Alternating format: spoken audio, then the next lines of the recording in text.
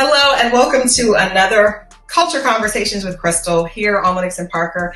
I am your host and editor-in-chief, Christal Jordan, and I'm excited to have you all here with me today as always.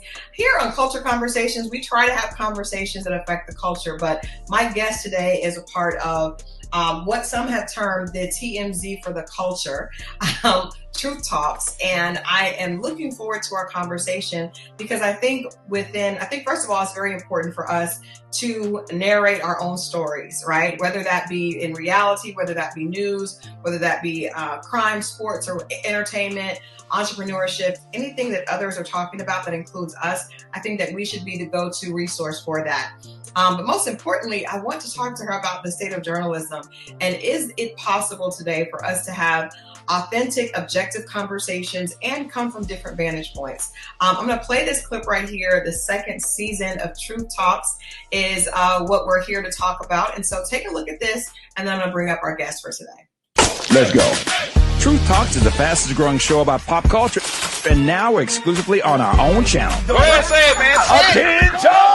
We're back. You gotta stop letting this slide. Bigger and stronger than ever. I mean, I just have questions. Season 2 is reloading May 26th at 8 p.m. Eastern Time What's up?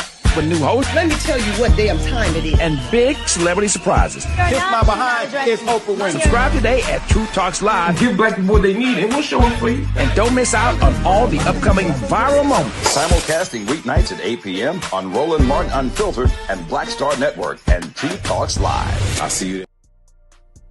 All right, my guest today is the very beautiful Sarah Fontenot. She is an actress. She is co-host of the It's Giving podcast. She also, of course, is a major voice on Truth Talks. And most importantly, we're just honored to have her with us today. Welcome, Sarah. Hey, Christal. I'm so happy to be here. The honor is truly mine. Thank you so much. Well, we appreciate it. And like I said, I am looking forward to this conversation because we know that social media, I am a journalist from the old school, and social media has just turned journalism and commentary and all that, just turned it on its head, and things are so very different. But I honestly believe that when things are viral, because usually a lot of times that includes, our community, we should definitely be the ones having those conversations. Is that why you were excited to be a part of Truth Talks and why this is such a big project for you? Yeah, honestly, I think the major thing that I love about Truth Talks is the spectrum of the Black voice. Because I feel like if we watch TV or we see what the media is doing with us, you really only get but a few different vantage points of what it is to be Black in America. And I know for my voice personally, a lot of the times, one of the things I love about our show is even though we love each other, we're all like family, we don't always agree. And because we don't always agree, it's definitely entertaining, but it's also educational because you can't put any one person in a box. Absolutely. And so I love our show, Truth Talks, because it is provocative and it's kind of like, it takes place at 8 p.m. So it's the hour after happy hour starts. It's like I had a chance to take that first glass. The conversations you want to have with your BFF, so you can disagree, but it's still a safe space, so we really go deeper than the latest tea or just the headlines. It's really and truly where intellect meets real talk. Like I love that. Real talk. So this has been a big project for me, and I don't say yes to a lot of projects because I don't like being put in a box. But the thing that I love the most, I'm definitely probably the most conservative voice on the platform. I always say I'm not a Democrat, I'm not a Republican, I'm opinionated. I'm not red, I'm not blue, I'm purple. I say what I mean and I mean what I say, and everyone on the show is the same. And so it really just makes for a beautiful collaboration. Well, I'm glad you started. You jumped right where I wanted to go first because I've been blessed to be a part of several political campaigns, over like the last probably 8 years. And one of the things that I have learned that I think is very dangerous is that a lot of times if we are very passionate, if one side is very passionate about something, there's almost the idea that allowing the other side to speak is somehow being a sellout or, not being true to yourself. And I wonder specifically, and I'm just talking about us, the African-American community here at Lennox and Parker, we have the benefit of actually being able to speak to us, and I can be very direct with that. But I have noticed that there is this shying away from even wanting to be open to listening to other vantage points, specifically in the political space. Now, understanding that we are in a very dangerous time, and a lot of people are very almost there's almost a fear, to hear other things. But how do you think we walk that line of being able to hear the opposing side and even listen to it and have conversations without feeling like we're not being true to who we are, or even not being respectful to our culture? Well, it's a challenge because it takes a level of boldness and courageousness, because there are times where I boldly speak my truth and I'm attacked for it, to be blatantly honest, but I'm willing to die on my cross. Even Jesus had haters. And at the end of the day, we are not here to appease people. We're here to tell our truth. That's why our community, we hashtag truth tellers, and why we talk so much with our fans, because everyone has had a different experience. And I think when you can do an observation without the judgment aspect of it, and you can be open, it really just allows for us to come together more as a people. Because like I said, me being the most conservative voice on the platform, I think I get the most disagreement the most on the platform, because I am very much not a victim to anything. I mean, the worst things could happen to me, I'm still going to take responsibility for it somehow, some way, even when it's terrible, even when it's tragic, even when it's hard. But for some people, accountability can feel like judgment if they're not ready to hear it. Right. So you just have to be bold. And there is someone, even though there are people that attack me, there are also people that come to my defense, because it truly is the spectrum. And so I think that when you just walk in your truth, you're walking in your truth, and who is for you is for you. Jesus, how many people did Jesus have? It wasn't many. Barely 12. Barely 12. And none of them turned on him, right? Period. And so now he has the masses. Yeah. So, sometimes it's not always about right now. Sometimes it's just standing for the truth long enough, and eventually people will catch on. And then knowing that, what is the truth, really? What is the truth? I think, I was a journalism major, and I remember, taking persuasive writing. They teach you that you cannot really know your argument unless you truly understand the opposition. How can you really know what you believe if you've never completely, thoroughly listened to the other side and been able to digest that, and then you really understand why you believe what you do? Yeah. Have you had people, because I do think there needs to be, I think that, we know that we are not a monolith, and there needs to be conservative, there need to be liberal, there need to be all of that in a conversation for our community. Have you had people listen to you and come maybe connect with you offline or to the side and say, wow, I didn't realize that, or I didn't understand that? Have you had those moments where you were able to really enlighten people?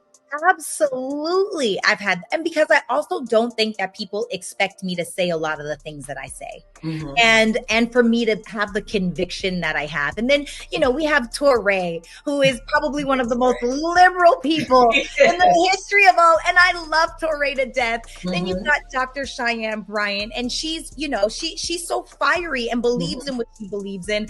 And so again, yes, I've definitely had people come to me and be like, Sarah, I really didn't see it that way. I still don't agree with you, but at least I can hear what you say. And so I think that it's just important to be courageous, to be willing to speak your truth. And I love Dimitri. Dimitri has the most incredible vantage points. I'm like, oh, that even for me sometimes I'm like, oh, I didn't see it that way, and this is why we go viral all the time. From D.L. Hewley, we have stuff going out right now from him. We've had Williams. We've had so many different guest hosts come on the show and just shake stuff up, But that's what it's about. And if we really and truly could just step out of judgment and into observation, then yes, and us being open allows people to have those conversations with us too. Yeah, I love that.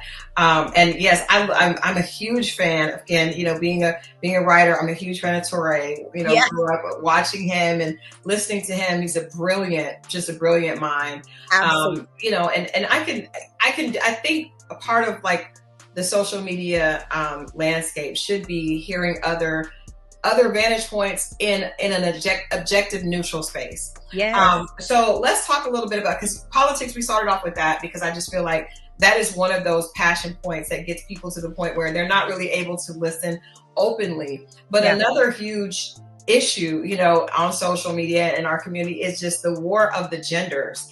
And so I wonder what you think about that, because I do think that, politics is a landscape that we need education, right? I need to know who I'm voting for. I need to know why. I need to know what the points are. But a part of me kind of feels like when it comes to relationships, specifically within a family, like, that's intimate. And I wonder, are we losing some of that intimacy because we're online arguing, man versus woman, straight versus gay? Like, we're just having conversations that probably don't necessarily need to be held in a public forum. What do you think about that? Absolutely. And you have so many people giving terrible advice. Yes. When I tell you, I have seen, because I speak a lot in the relationship space, right? I'm the host of the It's Giving podcast. It's a relationship and love-based podcast. And I just hold people accountable, period. Because that's kind of my thing, real, raw, dynamic conversations, which is why I love Truth Talk so much. And you hear people say things where this advice, if you put into action, will keep you single. Yes. Especially for women, it's like, get to the bag, get to the bag, get to the bag.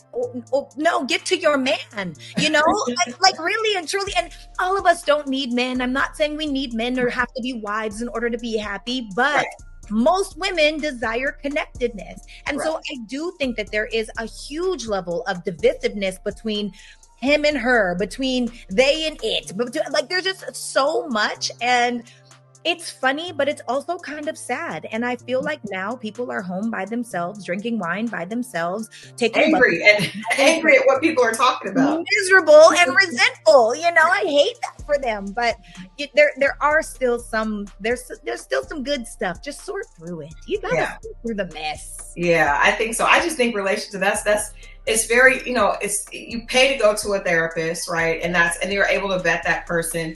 But when you're listening to people with opinions online, there's no way to vet that person. They could be a psychopath, and you just don't know. You don't know what their history is. You don't know where you're taking that information. You don't know their track record. And that's the thing. If they don't have the result that you want, I think you should, even a homeless person could teach you what not to do, right? So there's good information with every person, but weigh it out. Is this in alignment with me? Do I want this kind of result? And I think that there's a lot of people speaking from a space of theory instead of experience. I agree.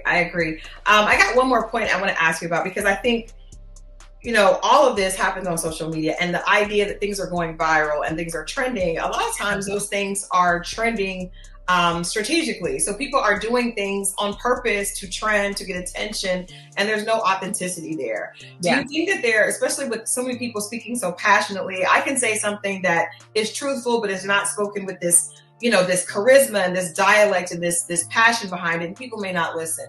So there's a science to getting people's attention, drawing on their emotion and getting them upset. Do you feel like it's dangerous that people now are looking to just go viral? They want to create these moments. These moments are more often than not rooted in anything real or anything authentic. It is all entertainment, and I don't know if people know how to tell the difference. Yeah, absolutely. I think that's dangerous. But more than that, I think the most dangerous part is people lack self-awareness. The only reason why someone can make you think that their process and thought process and ideations make sense is because you don't have your own. So if you don't have a level or barometer of measure where it's like, oh, actually, yeah, that does make sense, or I don't really know about that. When I hear things on the internet, personally, when I do see these viral clips, I'm literally sometimes thinking, this is terrible advice. This person will stay single, man and woman, right? This person that, like, you're really putting yourself into a tricky position. And so I think that more than the viral moments, more than, the millions of followers, more than the hundreds of thousands of followers, more than the clout or the perception, you have to know who you are, because that's where your truth is. Like, what is the truth? We don't know. But if you don't have your own, then you're always going to be lost, and you will fall for the okie doke every single time. So I think, yes, there are charismatic speakers. I mean, hell, I'm one. I know I can temporarily inspire just about anyone to do just about anything. Right. But I just say that to say that inside of what I say, I'm speaking from my experience and my opinion and what is true for me. And if this works for you, give it a shot. you know? So I think you just have to be mindful of, are you listening to this person because you want their result? Or are you listening to this person because they look good or they sound good or Right. It's a cool thing to do. role. Post Right. has 50,000 likes, and I want to be a part of that, right?